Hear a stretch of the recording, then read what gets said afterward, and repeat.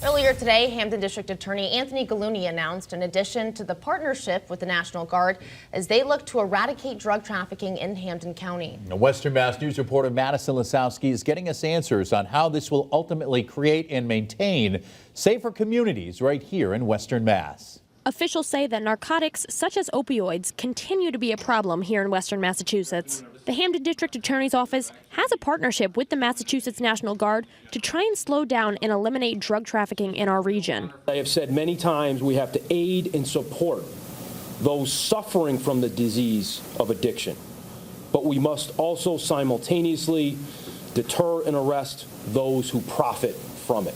And today, Hampden District Attorney Anthony Gulluni sharing with Western Mass News that the National Guard is investing $285,000 into his office through the forms of drug analysis and identification technologies. Some of those devices include TrueNarc, a handheld narcotic analyzer, Gray Key, which can bypass encrypted devices, and Celebrate, which is a program that helps analyze digital data. Gulluni says that these are all unique devices that will be beneficial to state police in the region. This work together and the work supported by the National Guard and the state police really is going to make a difference in saving lives. And ultimately, that's our core focus and mission.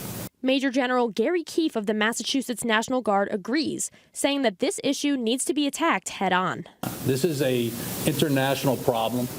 It's one, as I said, that is attacking our nation. While District Attorney Gulluni says that this work is neither easy nor cheap, we must work together as a united front to end drug trafficking. For now, reporting in Springfield, Madison Lasowski for Western Mass News.